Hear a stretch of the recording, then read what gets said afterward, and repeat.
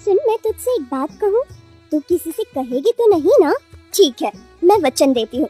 चल अब बता। मैं ना पेतुराज के बेटे विट्ठल से शादी करना चाहती हूँ, और वो भी मुझसे जल्दी से जल्दी शादी करना चाहता है। देखो, ये अमीर लोग हमारे पीछे ऐसे ही पड़ते रहते हैं, लेकिन इसमें कोई नेकी की बात नहीं है। तुम इन पर यकीन मत करो। कितने दिनों तो कैसे ही गरीबी में जीना पड़ेगा, मुझे बताओ। अगर मेरी शादी अमीर लड़के से हो जाती है तो उसके बाद मैं भी तो अमीर बन जाऊंगी ना।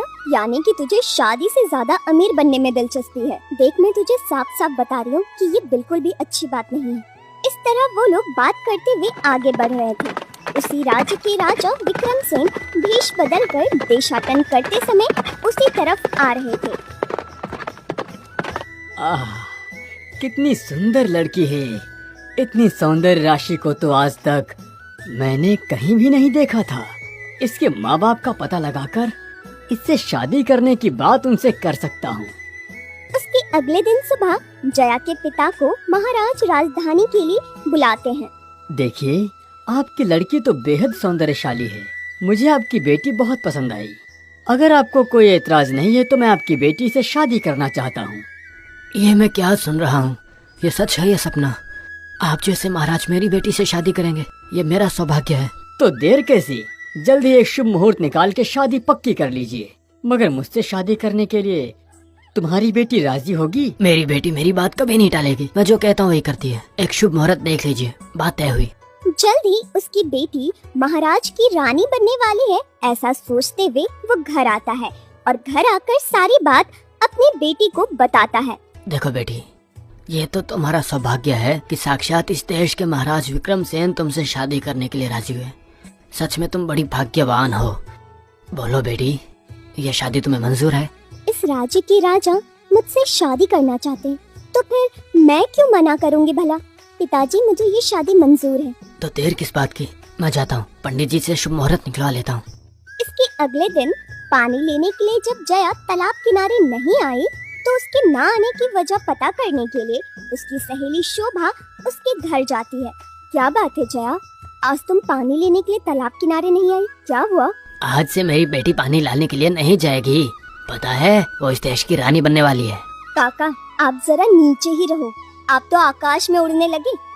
शोभा और इस देश की होने वाली रानी, क्या बोल रहे हैं आप? हाँ बेटी, औकात में ही बात कर रहा हूँ। मेरी बेटी को देख के खुद महाराज विक्रमसेन जी ने मुझे मेरी बेटी से शादी करने के लिए कहा था।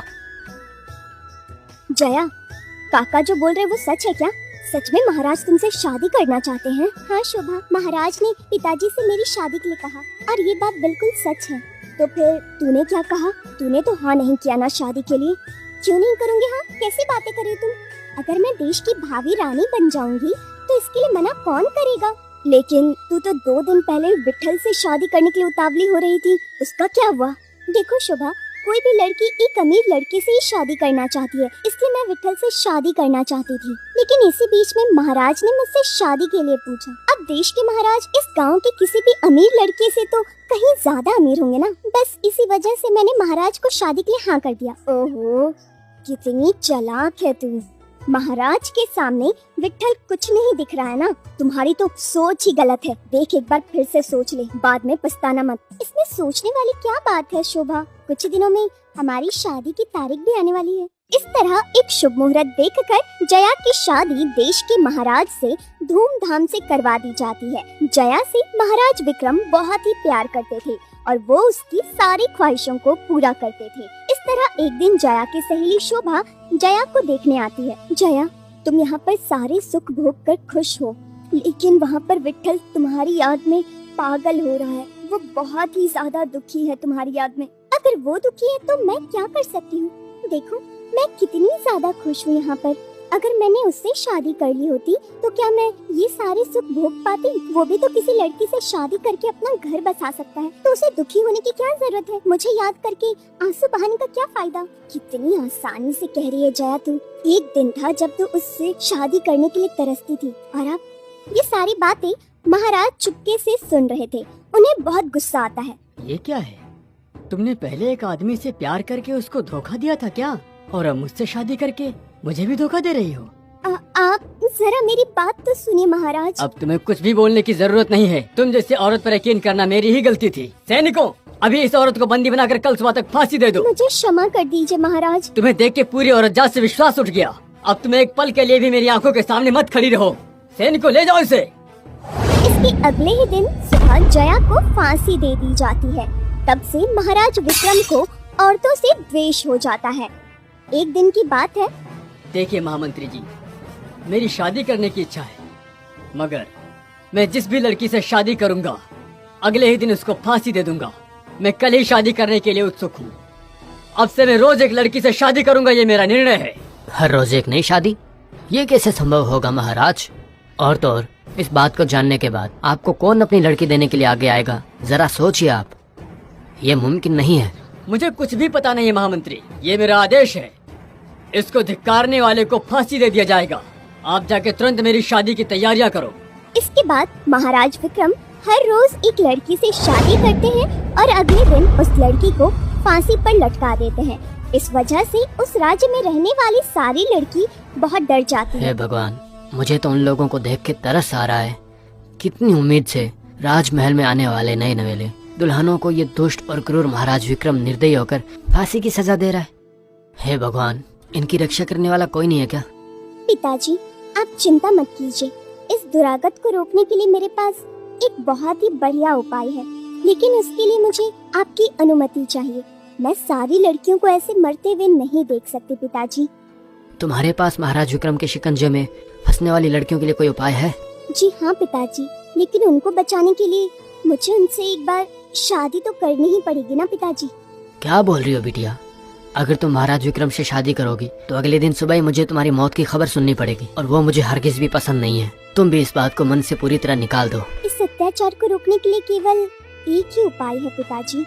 आप सोचिए, मेरी वजह से कितनी सारी लड़कियां मरने से बच सकती हैं। मैं मर जाऊंगी ऐसा सोचकर आप मुझे मना मत कीजिए पिताजी। मेरे पास बहुत अच्छा उपाय है। वो बहुत ही गुस्से वाला है, पता है ना।